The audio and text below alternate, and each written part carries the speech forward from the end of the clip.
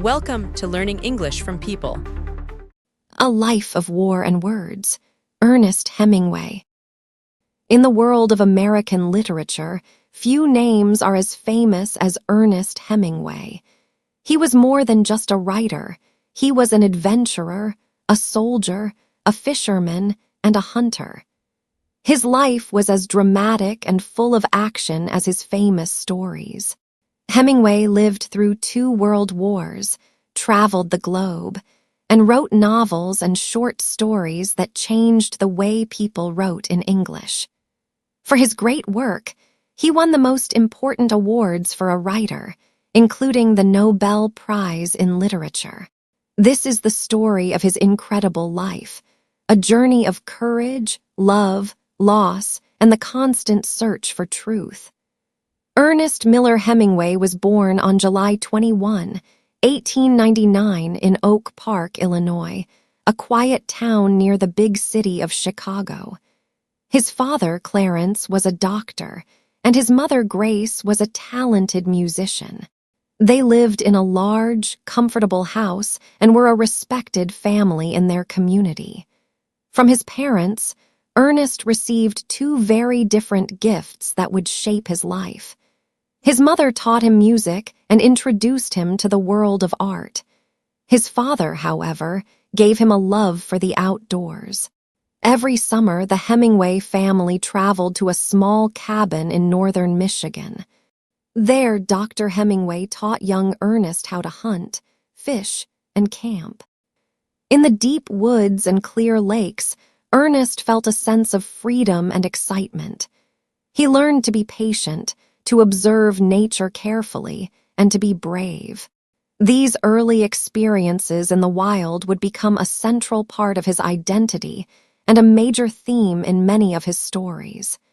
He learned that life was a mix of beauty and danger, and this became a core idea in his writing. In high school, Ernest was an active and energetic student. He was good at sports like boxing and football, showing his physical strength and competitive spirit. But he also had a talent for words. He wrote for the school's newspaper, where he started to develop his writing skills. After graduating, he did not go to college. Instead, he wanted to see the real world. He got a job as a young reporter for a newspaper called the Kansas City Star. The newspaper had a special style guide for its writers. It said, "Use short sentences, use short first paragraphs, use vigorous English." This simple, direct, and powerful style became the foundation of Hemingway's own famous writing style. In 1917, World War I was raging in Europe. Hemingway, like many young men, felt a strong desire to join the fight and experience the adventure of war. He tried to join the U.S. Army, but they did not accept him because of a problem with his eyesight. But Hemingway was determined. He volunteered for the Red Cross and became an ambulance driver on the Italian front. At just 18 years old, he arrived in a world of chaos and danger. He saw the terrible reality of war firsthand. One of his first jobs was to help rescue victims after a munitions factory exploded in Milan. The experience was shocking. A few weeks later, while he was delivering chocolate and cigarettes to soldiers in the trenches, a mortar shell exploded nearby. Hemingway was seriously injured. Hundreds of pieces of shrapnel hit his legs. Even though he was in great pain, he helped carry another Italian soldier to safety. For his bravery, he was awarded a medal for valor by the Italian government. He spent the next 6 months recovering in a hospital in Milan. It was a time of both pain and discovery. He fell in love with a beautiful American nurse named Agnes von Kurowski. She was 7 years older than him, but he believed they would get married. The experience of war had changed him forever. As he later said, "When you go to war as a boy, you have a great illusion of immortality. Other people get killed, not you. Then, when you are badly wounded the first time, you lose that illusion. When he finally returned home to America in 1919, he carried both physical and emotional scars. He was also heartbroken. He received a letter from Agnes telling him that she was engaged to an Italian officer. This rejection was devastating for the young Hemingway, and it would influence his relationships with women for the rest of his life. He found it difficult to adjust to his quiet life back in Oak Park. The boy who had left for war was gone, replaced by a man who had seen too much. Feeling restless in America, Hemingway looked for a new beginning. He met a kind and supportive woman named Hadley Richardson, and they soon fell in love and married. With Hadley by his side, Hemingway decided to move to Paris, which was the center of the artistic world in the 1920s. He worked as a foreign correspondent for a Canadian newspaper, but his real goal was to become a great writer of fiction. Paris was an exciting city filled with writers, painters, and thinkers from all over the world. Hemingway became part of a group of American expatriates that the writer Gertrude Stein famously called the Lost Generation. They were young people who felt disconnected from traditional values after the destruction of World War I. In the cafes of Paris, Hemingway met and learned from other great writers like F. Scott Fitzgerald, Ezra Pound, and James Joyce. Gertrude Stein became his mentor, teaching him about art and style. These were years of hard work and struggle. He and Hadley lived in a small apartment and did not have much money, but they were happy. Hemingway developed a strict writing routine, working every morning in a rented room. However, this period also brought a terrible loss. While traveling to meet him, Hadley lost a suitcase that contained almost all of his early manuscripts. Hemingway was crushed. All his hard work was gone. Despite this setback, he continued to write. He found new inspiration during his trips to Spain, where he became fascinated by the sport of bullfighting. He saw it as a powerful drama of life and death, courage and style. This experience, along with his life in Paris, became the basis for his first major novel, The Sun Also Rises, published in 1926. The book was a huge success. It captured the feelings of the lost generation and established Hemingway as one of the most important new voices in literature. But as his fame grew, his marriage to Hadley fell apart. He had an affair with a fashionable journalist named Pauline Pfeiffer, and soon he and Hadley divorced. He married Pauline in 1927, closing the first chapter of his life as a writer. After leaving Paris, Hemingway and his new wife Pauline moved to Key West, a sunny, relaxed island in Florida. It was a place where he could enjoy his passions for deep-sea fishing and writing. He bought a boat, which he named the Pillar, and spent countless hours on the ocean, battling huge marlins and tuna. His life was filled with adventure.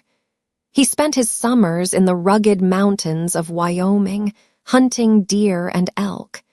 During this time, he continued to write powerful books.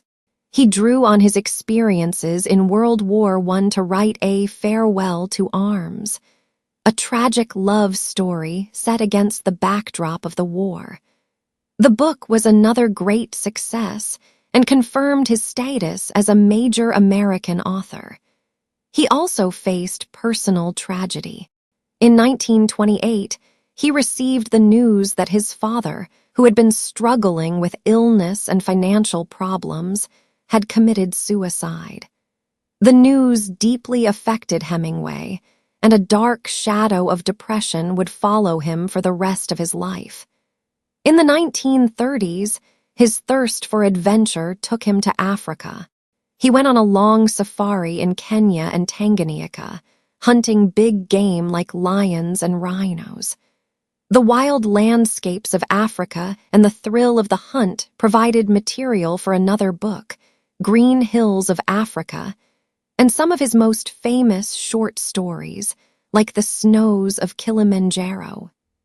Hemingway's life was a constant search for new experiences. He believed that to write truthfully, a writer must live fully. Whether he was in a bullfighting ring in Spain, on a boat in the Caribbean, or on the plains of Africa, he was always observing, always gathering material for his next story. He was building a public image of a tough, adventurous man, a man's man. But behind this image was a sensitive and dedicated artist who worked incredibly hard to perfect his craft. As the world moved toward another major conflict, Hemingway once again felt the pull of history. In 1937, he traveled to Spain to report on the Spanish Civil War. He strongly supported the Republican side against the fascist forces of General Franco. In the war-torn cities of Madrid and Barcelona, he witnessed both incredible bravery and terrible brutality. It was in Spain that he met Martha Gellhorn, a brave and intelligent war correspondent who would become his third wife. His experiences in this war inspired what many consider his greatest novel, For Whom the Bell Tolls, published in 1940. It was a powerful story of love, duty, and sacrifice. When the United States entered World War II, Hemingway again served as a correspondent. He reported on key events, including the D-Day landings in Normandy and the liberation of Paris. He was known for his courage, often putting himself in dangerous situations to get a story. During the war, his marriage to Martha Gellhorn ended, and he fell in love with another journalist, Mary Welsh, who would be his fourth and final wife. After the war, Hemingway settled in Cuba, in a beautiful house outside Havana that he called Finca Villa. This would be his home for the next 2 decades.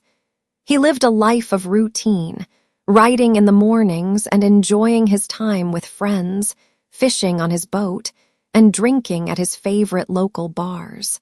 It was here, in 1952, that he wrote a short, simple, but incredibly powerful novel called The Old Man and the Sea. It is the story of an old Cuban fisherman's epic battle with a giant marlin. The book was an immediate masterpiece.